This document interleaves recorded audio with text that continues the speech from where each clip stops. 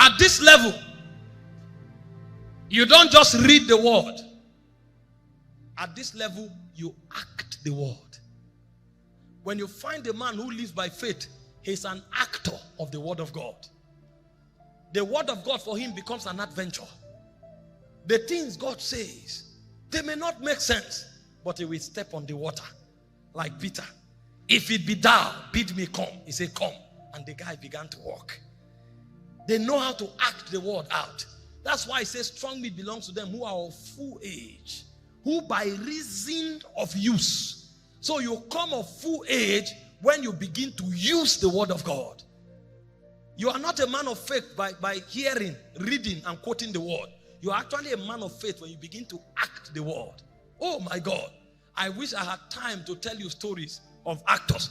Do you not know why it's called the Acts of the Apostles? They were actors of the word. There were many times they were kept behind prisons. But why they were there, it said when it was midnight. Oh my God. I heard that prayer has powers. I want to act it. They flogged the man and threw him in prison. They never read that they lamented. They were waiting for the hour of warfare. Because they know in the spirit, there's a time where princes fight. Did you not read what Jesus said? He said, I was with you in the temple. You never arrested me. He said, but this is your hour. And so when they locked them up, they knew something about prayer. But for them, prayer is not a doctrine. He said, when it was midnight, he said, Paul and Silas, they prayed. They sang. They sang. He said, the angel came down. When the angel stood in the prison, the first thing that shook was the foundation. That means when men begin to pray, they are not talking to lintels. They are going down to uproot the things that alter the paradigm. The doors opened on their own accord. The jailer showed up.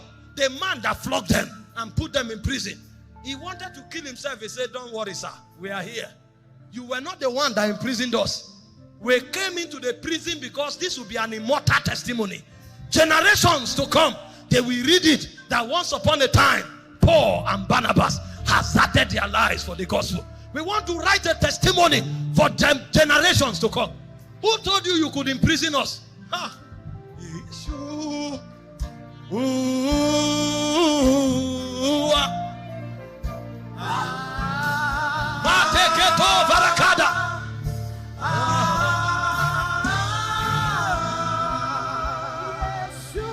I don't know about you. I want to be an elder. I don't just want to be an apostle. See, I want to be an elder. Peter was writing, and he said concerning him, he said, me also, I'm an elder.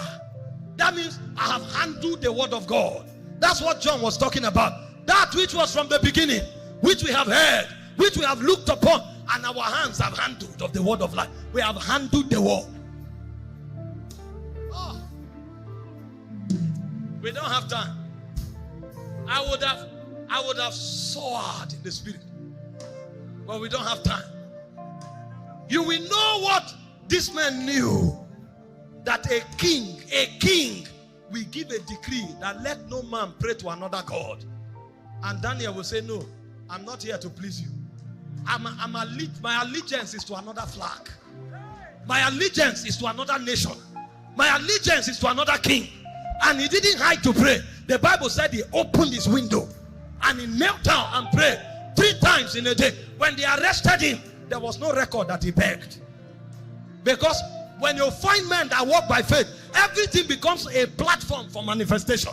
When they cast him to the lion's den, he didn't say anything. He allowed them to come after the whole night. And the king showed up and said, oh, Daniel. He said, did your God deliver you from the den of the lion? And Daniel, oh my God. These men became like immortals. He said, oh, king, live forever. The God that I serve, he has not allowed the lions to devour me. He shut their mouths. When they held Shadrach, Meshach, and Abednego, he said, cause the fire to be intensified 7 times. They never begged. When they threw them into the fire, they were singing and praising God. It was the king that noticed. He said, who is the 4th man in the fire? He said, this one looks like the son of the highest. When you walk by faith, you become a memorial. Because the things that will come out of your life, it will be a testimony for generations after you. That's why you talk about Benson Idahosa. Some of you have never heard his messages, but you know the mountains that he defied. Time is a body. Please sit down, sit down. Sit down.